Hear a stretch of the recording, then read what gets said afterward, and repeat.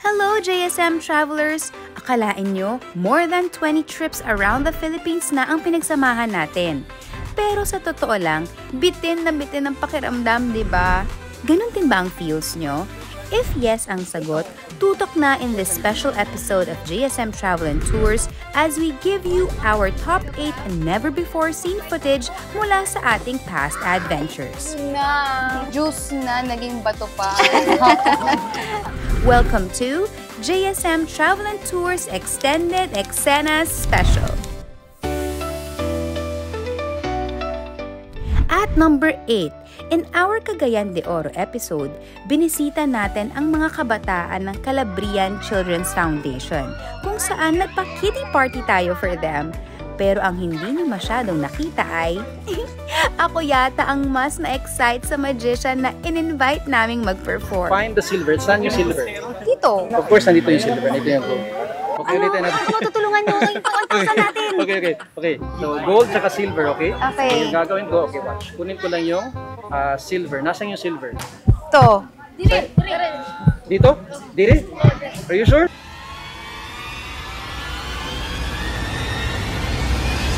There's nothing, right? Wala. Wait. Ba may 1,000 dito? Yes. Okay, ma'am. Kunin ko yung silver na key. Punch. Ay, ano ba to? Ala, ayan na. Yung pera natin naging susi na lang. Sabi ko, tulungan nyo ako eh. Yay! Sayang wala tayong pang-load. At number 7, sa bayan ng Luisiana in Laguna, minsan nating binisita ang Hulugan Falls. And true to its name, medyo nakakahulog at nakaka-fall ang trekking trail papunta rito. Kaya dapat ihanda ang tuhod at mag-ingat pababa. So, ito yung mga isa sa mga dadaanan ninyo. So, kailangan extra ingat because sobrang tarik. Tapos, pinakamaganda pa side kayo bumaba. So, mapapansin ninyo, ayun na, pakipot na siya ng pakipot. So, mamaya, naki-imagine nyo na ba, ito na rin yung aakyatin natin. So, parang ang nangyari, no, nilagyan lang nila ng semento yung existing na mga rocks.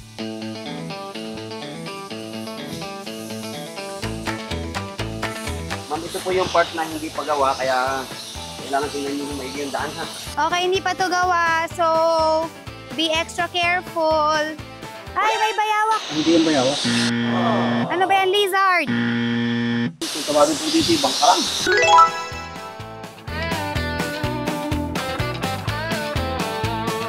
At number 6, gaya ng maraming steps papunta sa top shrine ng Kamay ni Jesus sa Lucban, Quezon, marami pa tayong trivia na dapat malaman about this place. So, ito po yung Noah's Ark. Dito po usually yung mga Catholic conferences. Then, pwede din po siyang function hall for weddings. So, Okay. Nag-accept din sila ng weddings. Po. So, ilan ang steps ng Kamay ni Jesus going dun sa pinaka-top? Less than 1,000 steps naman po siya kung isang side. Pero kung isang side kasi, kaya siya ng 400 steps. Pero kung dahil susundin po natin yung station, medyo aabot po tayo ng less than 1,000. Kagaya din po sa story ng Bible, ang start po is yung huling hapunan. Yun po yung unang display. Station 4 Ayan na po. Nilagyan na siya ng crown. Koronang tinik na po. Ayan, si Jesus ay nagpasa na ng krus. Ayan na. Siguro Station ganito na rin yung 5. pakiramdam ni Jesus. Yes, kukunan. Po ang tinatawad ng magnanakaw.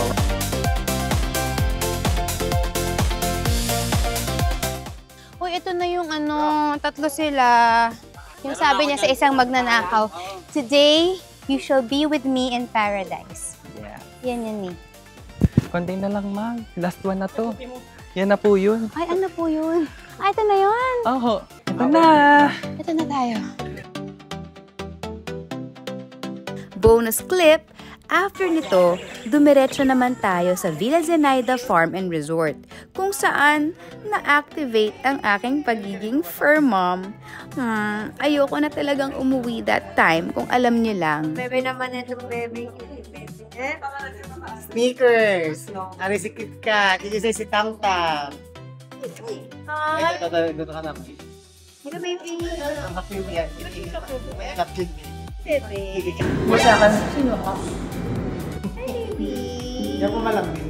At number 5, alam nyo bang may kakaibang paraan para mag-produce ng brown rice? Yan ang na-discover ko sa Nueva Ecija na isi-share ko sa inyo ngayon. Miss Universe Homecoming. Homecoming pala eh. Ano to? Homecoming. Welcome, tourists from Manila. Grabe naman yung pagmamakalila sa'yo. Ay. Hello! Ano pong meron? Hello po, magandang araw sa inyo. Manggugulo po kami sa inyong office. So paglagay ng palay dito, sasakay na ako sa aking bisikleta. Sige, bye! Sige. Okay, ito na. Gagawa na tayo ngayon ng brown rice mula sa palay. So, si brown rice ko kasi, inalisan lang siya nung pinakaipa. Yung husk? Yes. Ipa. So, any variety, pwede naman, pero nire-recommend namin yung masarap. Paano po nag-end up siya dun sa rice na nasa... Opo. Pinapolish pa siya ng mga 2 beses. Kaya How do you polish a rice? sa mga rice mills, may kasama na siyang polisher. Ano po ang nawawala sa polished rice versus yung dito po sa ating brown rice? Nutrients, fibers, tanggal po lahat yon. Antioxidants, Tsaka parang magandang exercise to ngayong araw. Tapos ang mamimil mo parang 1 hour ay 1 kilogram. 1 hour, 1 kilogram? Mahirap pong mag-bike na 1 hour na. Grabe. Na.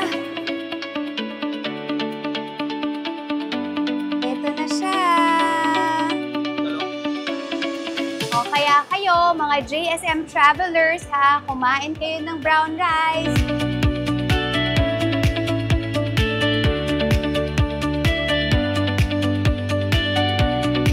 At number 4, in one of our earliest episodes, binisita natin ang Zapateria Shoemakers sa Marikina.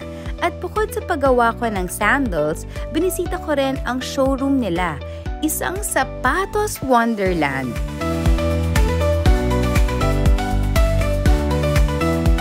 Soulfully made. Siya ang una kong nakita. This guy right here is Sir Rico Santa Ana. He is Sir a Rico. 4th generation shoemaker. He's the father of our founder, Unix Santa Ana. And previously, he was our chief maker. Most of the shoes that you see here, the shoes that you also wore, is designed by him. He's a very talented man. He really devoted his life and his talent not just to make beautiful shoes, but to also teach it. That's why his spirit is embodied and pushed forward by what we do here in Zapateria. So here are some of his work, as in from the 1960s to the 1990s. Most of them are older than us, Siguro nga. but are still in really, really great shape. Right. And these shoes are like, siguro nito for sale. Hindi na siya for sale, Oo, but parang- we can still remake it. Remake. But the original ones, syempre dyan yan. Parang pa-museum na, no? Yes. Pwede silang hawakan. Ang ganda nito. This is very pretty. It's something that I would wear. And also this one. Very vintage pieces. Very classy. Ito yung mga, yung mga design na isusuot ko. This one too! Ang ganda ng color. Lahat na lang maganda. Ang ganda talaga. Tsaka ang ganda kasi I'm sure ang liit ng paa ng may-ari. Ang laki ng paa ko eh. Janelyn, yung Yes. brand. So one of Sir Rico's previous companies used to manufacture for Janelyn. So, ang nangyayari, parang companies can actually like come to you and ask you to make shoes for them. And Yes. then, pwede rin naman na yung mga, let's say, regular people like us can come to you guys and bring you our designs and can you make this for me? Something like that. Pwede rin naman. Those with a hard time getting sizes on retail can go to us so we can customize a size for you. And even those na may medical conditions na need na specialized footwear for them would be great. At number 3, naaalala nyo pa ba ang mga tinapa makers na nakabonding natin sa Lucena? Actually, mas mahaba pa ang chikahan portion na naganap. And here's a sneak peek sa pagtitinapa na proseso na hindi namin naipakita. Paano po yung proseso ninyo? May tinitimpla po ba kayo sa kanila bago nyo siya pausukan? Yes po, ma'am. Pagdating po na kasi ng isda, naka-cooler na po siya, meron na po itong asin. Kasi magagaling siya sa malayo. So, may asin na po siya at may yelo. Doon na po siya na-preserve. Then, maglalaga namin sa isang basket na plastic. Pagkalagay po doon, ilalaga po dito. Ito po, may tubig at asin po yan. Ilulublob po dyan. Kumukulo po yung tubig dyan. Pagkalaga po dyan, palalamigin. Pag nakalamig na po, saka po inihahanay ng mga tao namin dito. Doon na nilalagay. So, halos ang timpla mo lang ay asin? Yes po, asin lang siya. Pero grabe no, ang lasa sobra. Yung lasa po, doon na po sa pausok. Pagka naihanay na po siya, lumamig na, pauusukan na po siya dyan. Meron po ba kayong special na wood na ginagamit? Yes po, ganito po.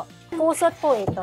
Kusot. Pusot ng kahoy na palotsina. Yan po ang ginagamit yung pampausok. Yan po. Gaano po katagal yung process ng pagpapausok? Inaabot po ng 1 oras kalahati hanggang 2. Tapos after po ng pausok na yon, tapos na? Opo, palalamigin na po yun. Ganun na po magiging itsura niya. Okay. Then pag lumamig na po siya, ipapak na po siya sa box. Paano niyo po siya binibenta? Parang kasi naalala ko nun dati sa amin may nagbebenta na naka-plastic siya. Tapos parang naka-fan na yung mga isdang ganun. Opo, yun po ay mga retailer na po mga maliliit na magtitinda. Pero sa aming organization, by box po yung aming. Box. Ayan, our countdown is almost over. Sa palagay nyo, saang bayan kaya naganap ang top favorite naming extended eksena? Abangan! But for now, at number 2, heto ang sweetest moment ng pagkain ko ng isang matamis na delicacy ng Nueva Vizcaya.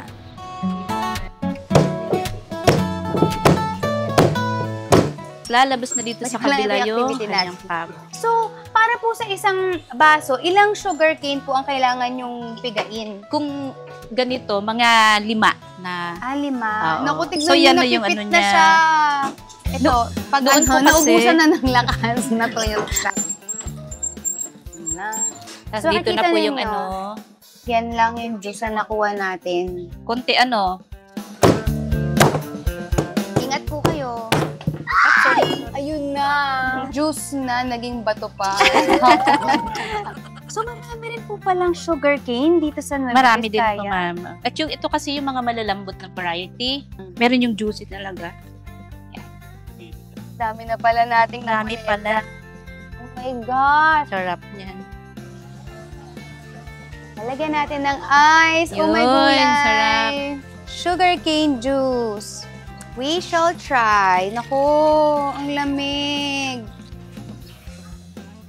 Ang sarap po niya. Sarap. Healthy.